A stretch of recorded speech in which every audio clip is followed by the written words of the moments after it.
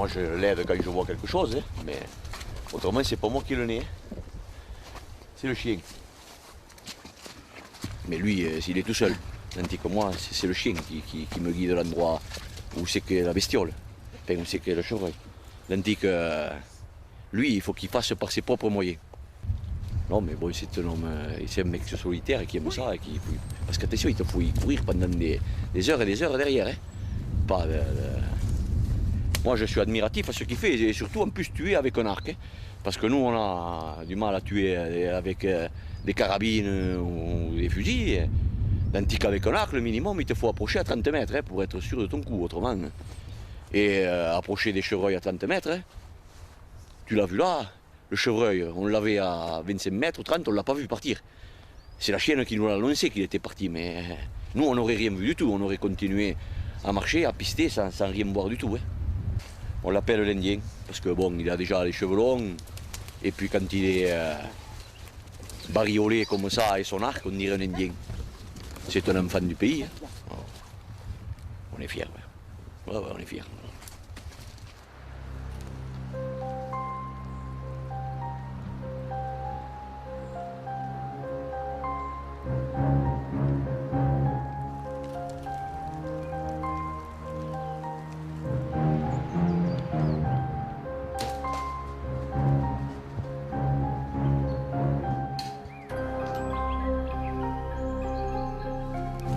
Je suis devenu chasseur à l'arc et j'ai tiré mon premier gibier et ça a été grâce à cette rencontre-là. Parce que bon, si je n'avais pas rencontré Patrick, je pense que je serais resté déjà dans un autre biotope et avec pas de possibilité d'accéder au chevreuil. Quoi.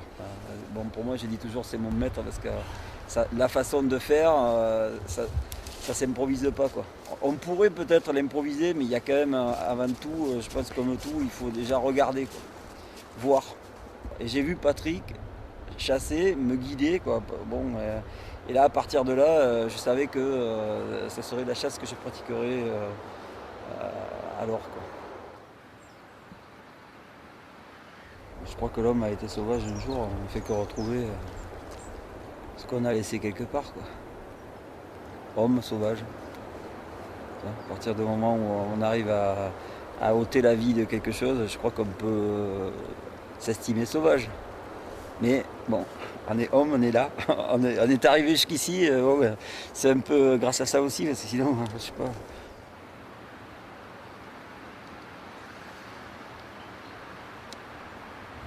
Ouais, retrouver le prédateur qui est en nous.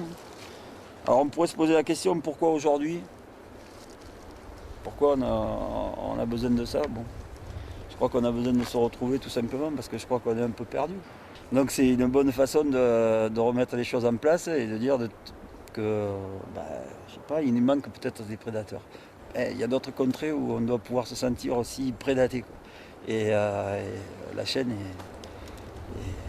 est totale. Là. Donc, prédaté, prédateur.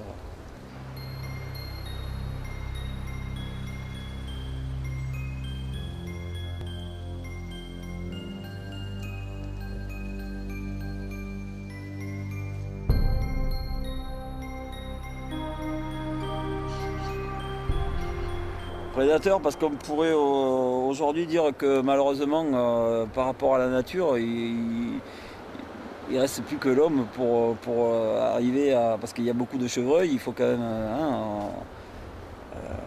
qu'est-ce qu'il reste? On n'a pas de lynx ici, on n'a pas... Donc on peut s'estimer prédateur dans ce sens. Mais pour moi c'est pas forcément péjoratif. Quoi. Prédateur, faire du mal. Pour moi ça peut vouloir dire dans le sens péjoratif, c'est faire mal. On essaie pour le mieux d'approcher ce qui nous fait le plus plaisir. Le but ultime c'est de tuer, ouais, mais en même temps pour moi c'est pas ce qui est au fond nécessaire. Quoi. Donc je me sens à la fois prédateur, mais pas tueur. Voilà, tueur, prédateur.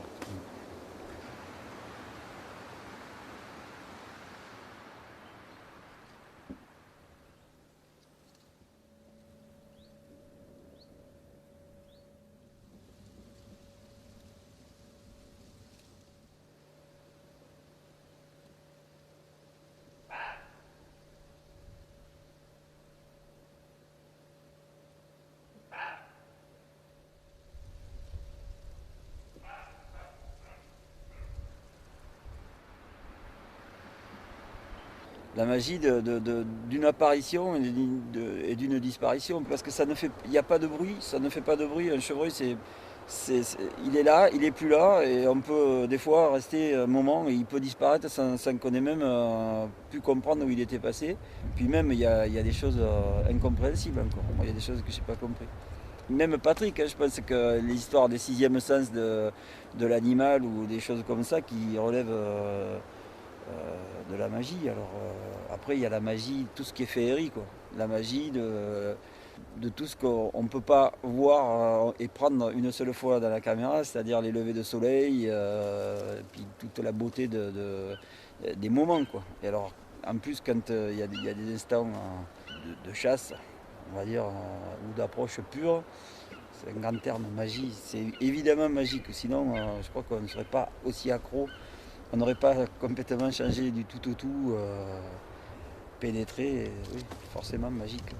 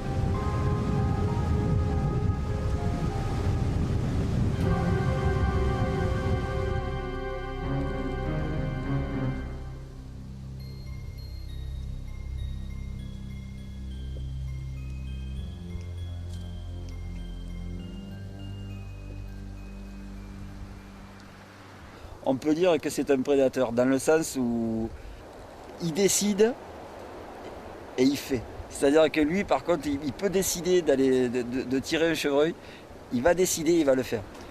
Voilà. Et là, je crois qu'il y a une grande maîtrise.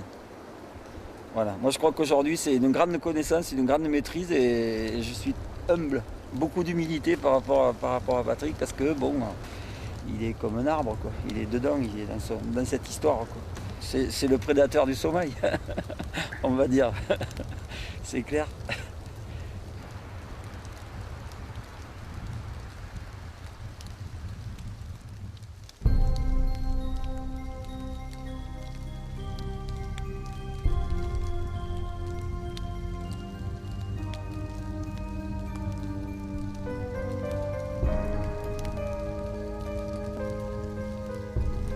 J'ai fait de la photo, moi.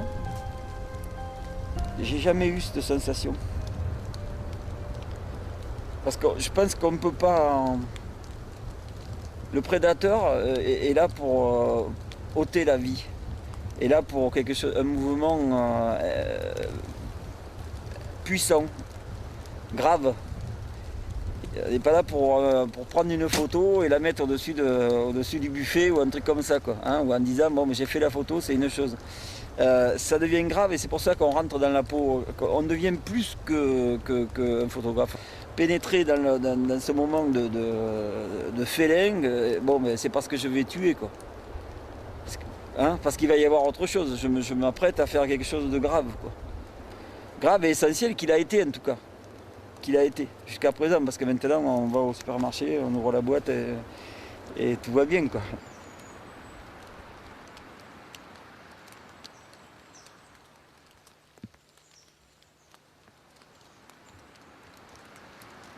La tristesse, c'est qu'on a ôté, je pense que ça vient aussi, je crois que on n'est plus dans le... Il y a deux phases, c'est-à-dire qu'il y a le côté prédateur, si on était vraiment prédateur, pour tuer et pour manger, c'est-à-dire que là, la famille nous attend, on est autour du feu de bois et on va manger le chevreuil, là, aucun problème. Là, on a tué, c'est bien, on va donner à manger à la famille. Le côté, on va dire, plaisir, un peu... parce qu'on peut mélanger à la fois le plaisir. Le plaisir qu'on a, c'est d'approcher aussi le chevreuil, d'approcher le sauvage, d'approcher la bête. Et de se dire, au fond, on pourrait s'en tenir là. Et c'est pour ça que c'est double emploi, quoi. Donc après, je suis triste parce que ce plaisir-là, je l'ai eu au moment où l'animal bouge, où je le vois vivre, où je le vois quelque chose de tellement rare, quoi, parce que c'est quand même très sauvage. En tout cas, on n'a pas, je ne pense pas que dans la vie de tous les jours, on peut l'observer aussi longtemps que ce que nous, on les observe par moment quand on approche, quoi. Parce qu'on les voit souvent, bon, mais c'est furtif, ils s'en vont, ou on va les voir dans des moments, dans un pré ou quelque chose. Mais il n'y a pas ce lien. Il y a un lien qui est très fort. On peut observer un animal qui va se gratter, qui va manger, qui va être là au soleil, qui va plus bouger. On est vraiment avec lui, quoi. On est vraiment très près. Et ça, quand ça s'arrête, on le tue, on dit merde, pourquoi j'ai ôté la vie, c'était tellement beau. Et c'est là où ça devient... Où on peut avoir une tristesse, on se dit mince, bon, il m'a donné tellement de plaisir et puis il est là, inanimé et tout, et puis ça dure pas longtemps, hein. Il y a un moment où on éprouve évidemment un sentiment de tristesse. Ça part très rapidement parce qu'après, bon, on passe à autre chose, on dit voilà, c'est quand même du gibier, il y en a beaucoup, on efface tout et puis après on le mange et puis c'est fini, quoi. Il n'y a plus de tristesse, ça se vit, quoi. Ça se vit. Voilà. Il y a un instant comme ça où ça se fait, c'est naturel presque, on va dire. Pas de bruit, ça passe comme ça, comme un trait, quoi. Moi j'aimerais bien mourir comme ça au fond. Ouais. Sans savoir que je vais mourir. C'est une bonne chose ça, tu vois. Dire là, hop, clac, il y a une flèche qui me transperce de là-bas. Et pouf, n'en parlons plus, quoi. Voilà, c'est tout. Ça après, on pourrait... Il y a beaucoup d'animaux qui doivent mourir aujourd'hui, qui savent qu'ils vont mourir et c'est pas bon, quoi. Je pense pas, quoi.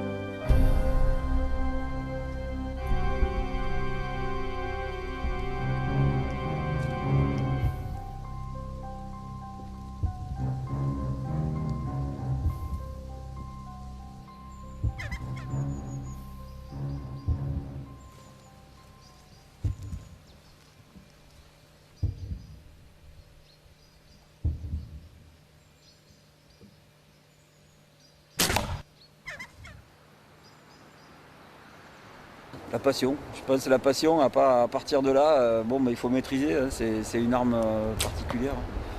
Donc, sans passion et sans entraînement, je crois qu'on peut rester chez soi, hein, c'est pas la peine. Hein. Donc, ça commence par là. Déjà, beaucoup d'années d'entraînement, de tir à l'arc sur cible, et puis continuer surtout. Parce que si on s'arrête, c'est fini, quoi. On perd énormément, quoi. C'est une discipline. Voilà, discipline. C'est bien, ça veut bien dire ce que ça veut dire, quoi. Discipline, et puis ça peut aller encore au-delà, je pense, parce que tout reste à découvrir encore et encore et encore.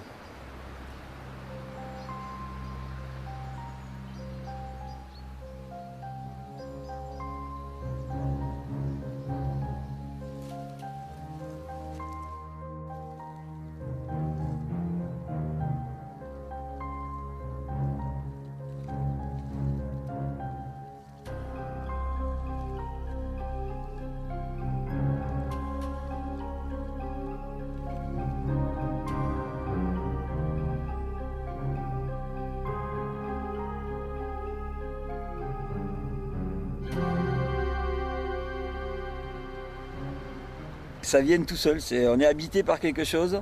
J'ai l'impression d'endosser la peau effectivement d'un félin, d'un chat ou de quelque chose, d'un animal comme ça qui devient réellement prédateur. Où on sent plus rien, quoi. On sent plus ni la fatigue, ni la douleur dans les jambes, parce que ça peut arriver de rester très longtemps face à un animal qui vous regarde à 25 mètres, on voit que son œil. Et à partir de là, on doit surmonter cette chose-là. Et là, il y a quelque chose d'instinctif qui vient de loin.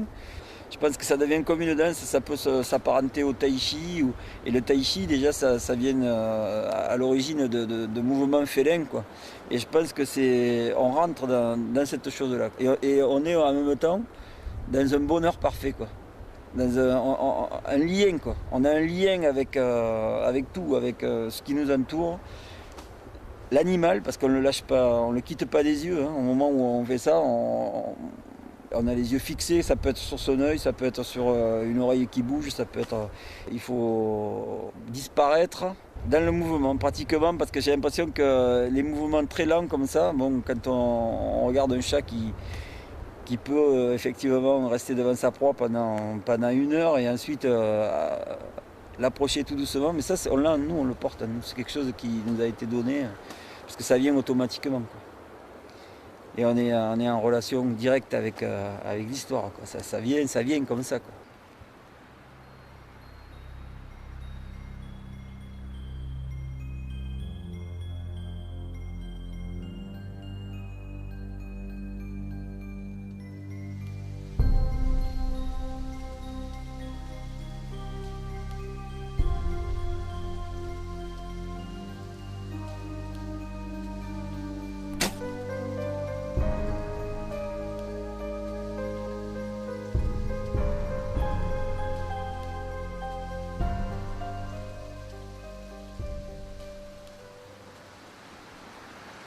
Non, mais de toute façon, la vie n'est qu'un doute, hein. À partir du moment où c'est un grand moment de vie pour moi, hein. Je pense que c'est un moment très fort qui nous appartient depuis l'âge des temps. Et bon, quand on y est confronté, forcément, hein, ça fait forcément peur. Parce que voilà, il y a la mort, il y a la vie, pourquoi. On se pose beaucoup de questions, hein. C'est pour ça qu'on est là aussi, quoi. Sinon, ça serait pas. On resterait au centre-ville.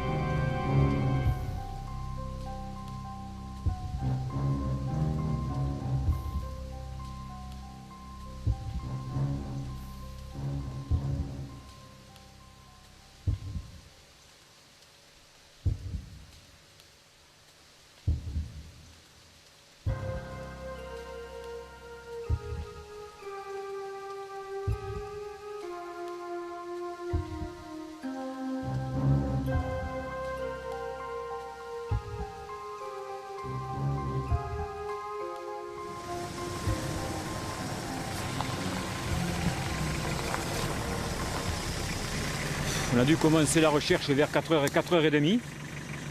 On a trouvé du sang à l'impact et puis de moins en moins de sang. Et puis on est arrivé dans un découvert, dans des grands êtres. Hein. Alors là, plus du tout de sang, plus rien, plus aucun indice. Hein. Mais le chien travaillait parfaitement. Je pensais qu'il était sur sa voie. J'ai dit, le chien travaille bien et il est devant.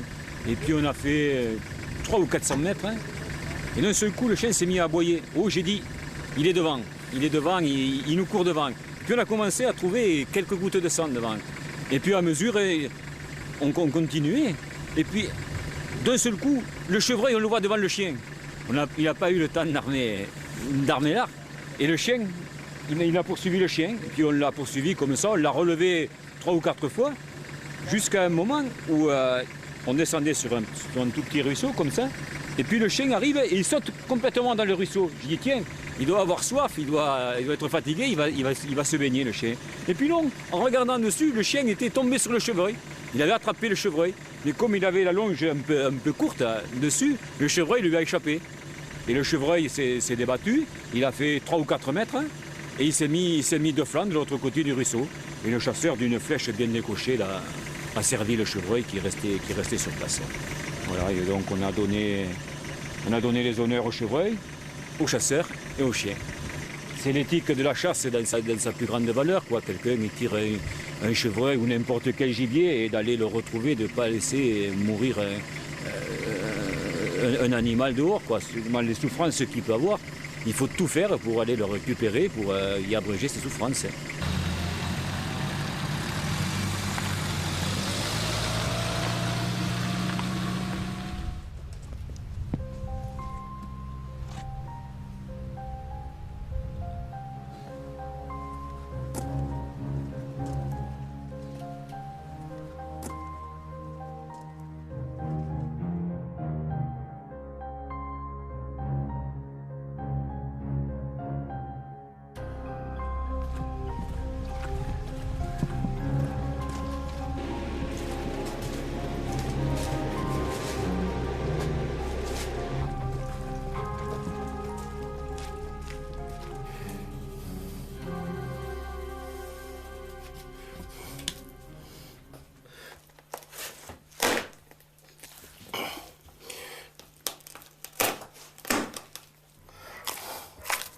Et voilà.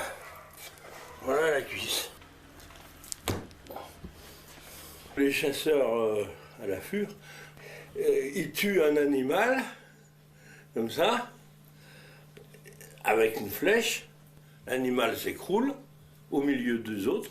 Il ne court pas. Le problème, c'est de courir. À partir du moment où il court, n'importe quel animal qui court sécrète des toxines, puis la peur, il sécrète des toxines, qui fait que la viande reste molle, comme celui-là. Celui-là est mort après avoir couru.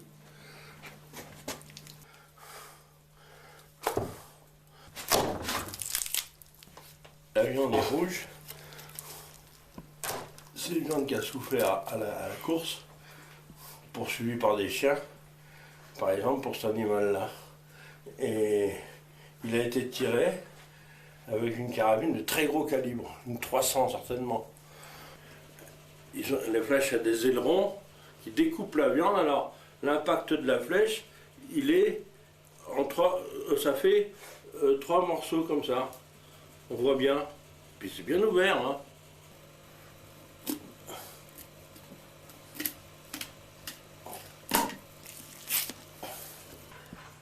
Les Romains disaient toujours hors de vis. En latin, c'est res non verba. Alors res non verba, ça veut dire de l'action, mais pas de parole. De l'action, mais pas de parole. Messieurs, de l'action, pas de parole. Tout le temps, ils disaient ça. Et ben, Patrick, c'est pareil. De l'action et pas de parole. Ben, l'action, c'est de pouvoir tuer sans être vu. Bon.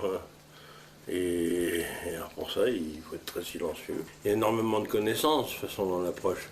Il y a le sens du vent, il y a le sens par comment est transmis le son dans la forêt.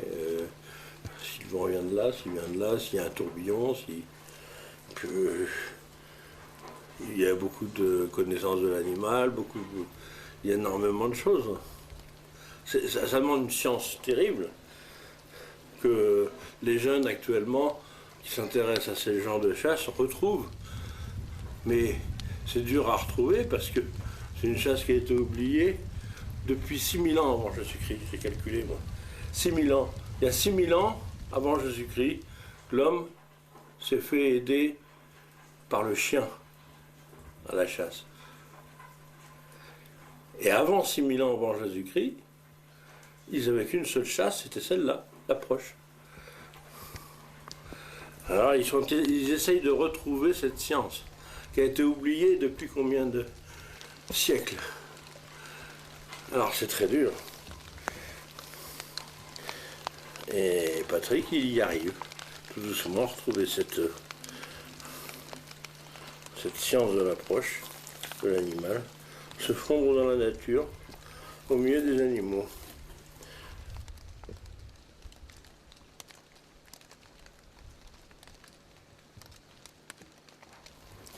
À partir du moment où l'homme a domestiqué le chien, il a complètement changé ses habitudes de chasse. C'est pour ça que la grosse différence qu'il y a entre les chasses en nature et les chasses à l'approche, c'est ça, c'est le chien. Le chien a été vraiment une découverte pour l'homme pour pouvoir chasser. Et les gens chassent traditionnellement avec un chien. Et ils ont complètement oublié d'autres méthodes de chasse. Tous ces instincts de chasse à l'approche ont complètement disparu. Alors pour retrouver tout ça, c'est là où Patrick est intéressant, quoi. Il a vraiment étudié ça. Il faut approcher l'animal, sinon on n'a aucune chance. Et pour l'approcher, il faut connaître parfaitement ses habitudes, il faut connaître le vent, il faut connaître énormément de choses. Il a commencé à pratiquer ça il est très jeune, quoi. À force d'y penser, je me demande s'il n'arriverait pas à rêver d'être un chevreuil, lui, hein, à force de vivre avec.